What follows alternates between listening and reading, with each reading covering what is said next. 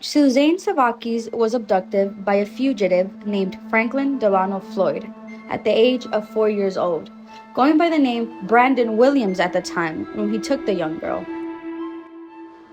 For the next 2 decades, she would be abused and sexually assaulted by him, eventually marrying him and dying a year later at only 20 years old in a mysterious hit-and-run accident.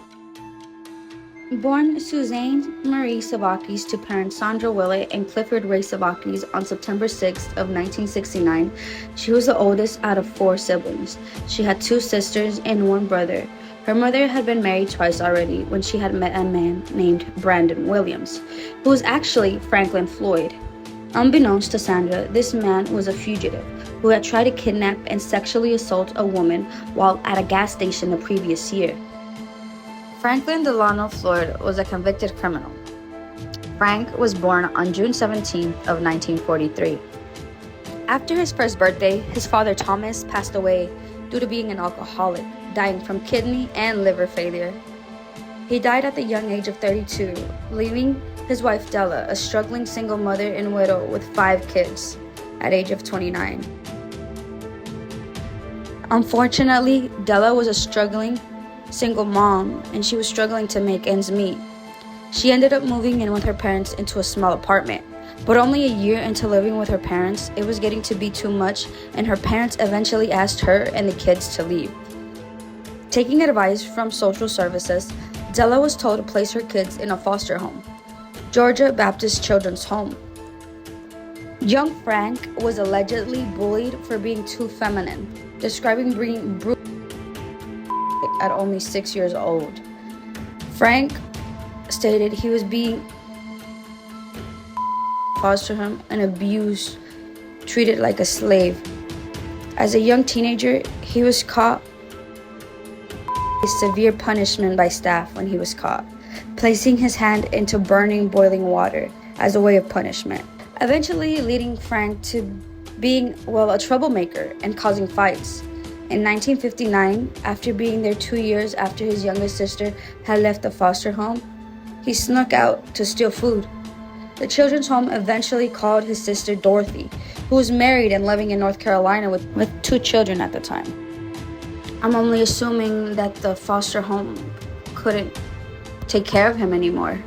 He was getting too much to handle. Once at Dorothy's home, she ended up kicking him out, and he ended up going to look for his mother Della. When he finally got in contact with her, he realized that his mother had become a prostitute, but he had asked her for help to falsify paperwork to enlist into the United States Army. Considering he was really young and needed to be a certain age to enlist, requiring help from his mother. After successfully joining the Army 6 months later, he was discharged due to them finding out that he had falsified his paperwork, eventually leaving and returning to try and find his mother again, which he never did. Frank was only 16 years old in 1960 when he enters a Sears department store and tried to steal a gun, eventually getting caught in a shootout with authorities and getting shot in the stomach, leading to an emergency surgery. After a successful recovery, he was sentenced to 1 year in a youth institution. In May 1962, Frank returned to Hapeville and found a job at an airport. Only 1 month later, he would end up abducting and sexually assaulting a 4-year-old little girl to serve 10 to 20 years in Georgia State Prison, only serving 10 of those years. November that same year of 1962, he was moved to Milledgeville State Hospital for a psychiatric testing. While being taken out for a medical errand in 1963, Frank escaped and fled to Macon and ended up robbing over $6,000 from the Citizens and Southern National Bank. He was convicted of the robbery and was sentenced to federal reform in Ohio. After trying his luck again, he attempted to escape a second time. He was then transferred to the United States Penitentiary in Lewisburg, Pennsylvania, where he was repeatedly raped by other inmates, causing him to climb to the roof and threatened to commit suicide at one point, later being sent to the federal penitentiary in Marion, Illinois. He was then eventually sent back to Georgia State Prison in 1968 and befriended a fellow inmate named David Dial. In November 1972, Frank was sent to a halfway house, On January 27 of 1973, a week after he was released from the halfway house, he approached a woman, forced her into her vehicle, and attempted to sexually assault her. She managed to escape, and Frank was arrested. He then convinced his friend David to bail him out of jail, eventually not showing up to his court date on June 11, 1973, making him a fugitive. In 1974, Frank, using the alias of Brandon Williams, met a woman by the name of Sandra Willett. She was a mother to 4 children by 2 different fathers. Her first husband being Clifford Ray Sevakis, the father of 4-year-old Suzanne Sevakis. Her other 3 children, Allison, Amy, and Philip Bradenberg, being her second husbands. Sandra and Frank dated for about a month, then married, eventually convincing Sandra to move to Dallas, Texas with him, and taking all the children. Sandra's mother was later interviewed, and she stated that she met Frank in church.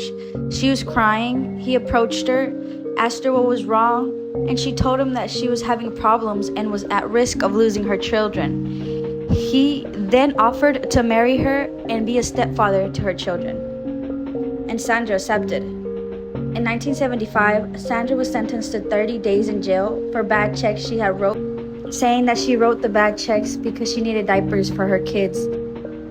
While Sandra was locked up for 30 days, she left her 4 beautiful, innocent children with Frank, not knowing that he was a complete monster. She arrived home only to find it was vacant and her children and husband were gone. They had disappeared. Sandra was devastated and worried. What had happened to her babies? Where was Brandon? She eventually found her daughters Allison and Amy at a local church operated by social services. She was never able to find her oldest daughter Suzanne or her youngest baby Philip. He was later discovered to be alive in 2020 after advanced DNA testing. Frank was legally the children's stepfather. There was nothing that Sandra could do.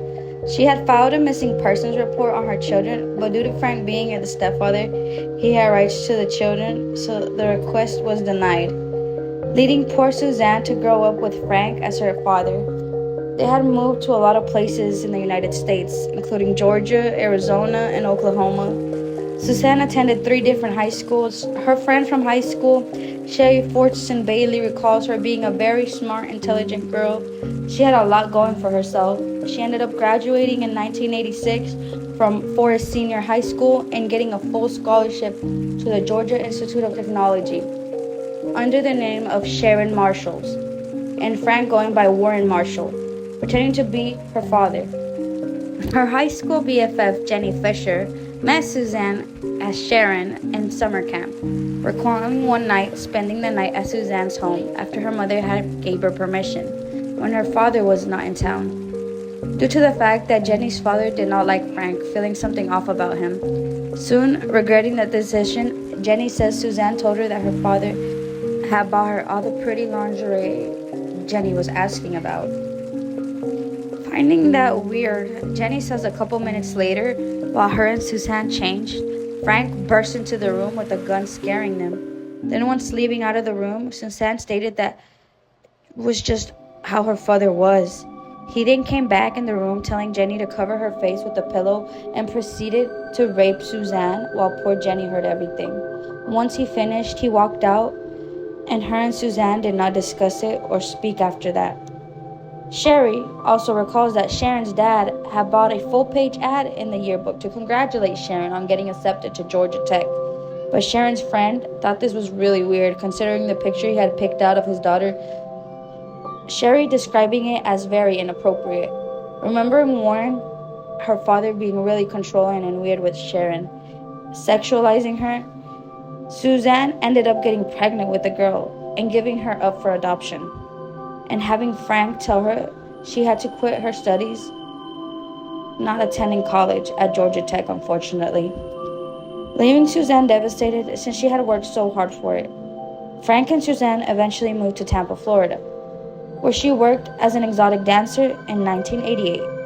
Her friend Heather recalls that when they were exotic dancers, they got closer and saw that Frank would make Suzanne sleep with men for $50 and acting very inappropriate with his so-called daughter. Heather tried to help Suzanne, but she knew she was stuck with Frank. Suzanne became pregnant once again with a baby boy named Michael Anthony Hughes. Heather recalling she never told anyone she was expecting but noticed when she was. Michael's 15-year-old babysitter, Michelle, recalls baby Michael and how he was when she took care of him. Remember that Suzanne and Frank lived about a city block away from her and that they never had family around, having only 1 or 2 friends around. One of them being Cheryl Ann Comesso, and she would come over a couple times a week, and her and Suzanne were close at one point until she didn't see her anymore. Later, Suzanne and Frank got married in 1989 in New Orleans, Louisiana, and relocated to Oklahoma. That same year, Cheryl Ann Comesso went missing on March 15. Cheryl was an aspiring model, employed as an exotic dancer while she lived in Florida. Through her job, she met and befriended Suzanne. Frank pretending to be her father. Frank often attended shows where both Cheryl and Suzanne worked. None of the employees were allegedly fond of him, with someone seeing him touch Suzanne in a sexual manner or hear him make objectifying statements about her. Frank and Cheryl did not get along, and their interactions became more heated leading up to her disappearance. Prior to going missing, a coworker overheard Cheryl imply to Frank that she would report him to the police. In combination to this, the fact that she did not display any signs of being intimidated by Frank likely drove him to violence. Shortly after Cheryl went missing, Suzanne and Frank moved to Tulsa, Oklahoma, going by the name Tanya and Clarence Hughes. Finding work again as an exotic dancer, she met a friend named Karen and explained her situation to her, but not the full truth. Karen eventually told Suzanne to leave Frank for her and baby Michael's safety. Frank was working for the Fraternal Order of Police. He would threaten Suzanne, telling her if she left him, she would have to face the consequences. In April 1990, Suzanne decided to run away with baby Michael's father, Kevin Brown. The same month, Suzanne was found in a hit-and-run accident and rushed to the ER. Eventually, due to her suffering severe injuries from the incident, she passed away. When Frank informed Karen, a close friend that worked with Suzanne, he told her that she could not come to the hospital, but Karen ended up going anyways, witnessing that her friend had a lot of bruises on her body, leading nurses and her to believe that it was not caused by just a hit and run. Police initially believed she was hit by a car. When Suzanne was found, she was around groceries, scattered all over the floor. It looked like she had been walking to Motel 6 before she got ran over. Dr. Charles English stating she was in a pretty good shape considering it was an auto pedestrian incident. When Suzanne died, she was going by the alias of Tanya, so when the hospital called her mother, they were informed that the person's child had died 20 years prior, that whoever that was not Tanya, her daughter, so Suzanne had been using another person's name. Her and Frank had stolen the name from a graveyard in Oklahoma, initially being buried as Tanya due to nobody knowing her true identity.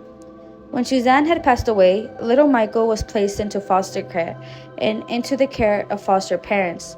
They stated that Michael had limited muscle control and was nonverbal at the beginning when he first had arrived at their home, including often having hysterical behavior. But they said that over time he had improved and got more comfortable around them. 6 months after young Michael was placed in foster care, Frank wanted full custody of the young boy. But after DNA testing determined that he wasn't the boy's biological father, his request was denied, ending his parental rights. In September 1994, when Michael was just 6 years old and in first grade, Frank had showed up at his elementary school, going directly to the principal's office, telling him and holding him at gunpoint, telling him to lead him in Michael's direction. The principal ended up leading Frank to Michael's classroom. He then took the principal and Michael and forced them into his pickup truck, then drove into the woods, let the principal out and handcuffed him and left him there, taking Michael and leaving. Police to wonder what had happened to 6-year-old Michael and asking questions about who was really Clarence Hughes, the name Frank was using at the time. 2 months later, Frank was arrested in Kentucky, but Michael was not with him, telling investigators that Michael was fine and that he was with a rich friend. Police didn't believe a word he said, and Michael was never found or seen alive again. In a 2014 interview with the FBI, Frank finally admitted to killing Michael on the same September 1994 day of the kidnapping, shooting him twice in the back of the head. Cheryl's 1989 disappearance remained unsolved until her skeletal remains were found in 1995. She was listed as Jane Doe until a year later, when the remains were identified. An archaeologist determined that she died from a beating and 2 gunshots to the head. Frank and Suzanne had been persons of interest in the case after co-workers witnessed an altercation between them. Frank accused Cheryl of reporting Suzanne for misstating her income, resulting in her losing her government benefits. The argument occurred outside the club where Suzanne and Cheryl worked as exotic dancers.